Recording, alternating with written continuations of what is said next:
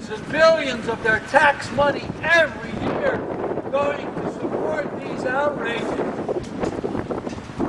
This country is suffering. They're living in New Orleans. It feels far from the bombs here, but we're not. Our silence is complicity in the violence being done to the people of Gaza.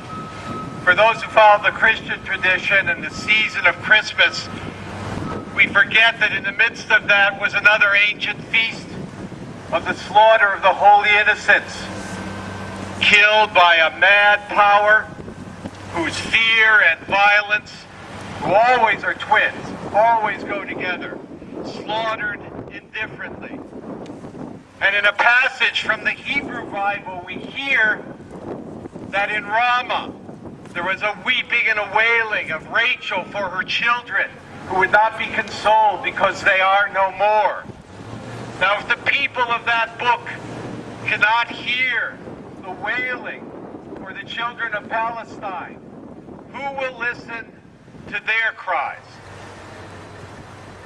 We stand here as witnesses against the terrible horror being committed in the name of security and peace, the same words that are used by the leaders of our government to commit unpunished crimes.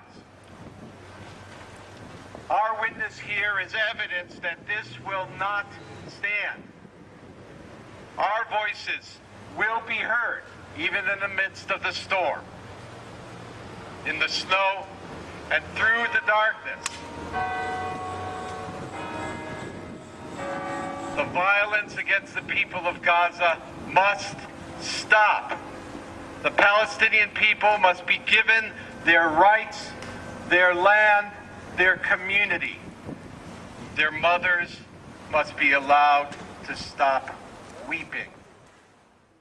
Hey, hey, ho, ho, the siege of Gaza's got to go. Hey, hey, ho, ho, the siege of Gaza's got to go. Hey, hey, ho, ho, the siege of Gaza's got to go. Hey, hey, ho, ho, the siege of Gaza's got to go. Hey, hey, ho, ho, the siege of Gaza's got to go. Hey, hey, ho, ho, the siege of Gaza's got to go.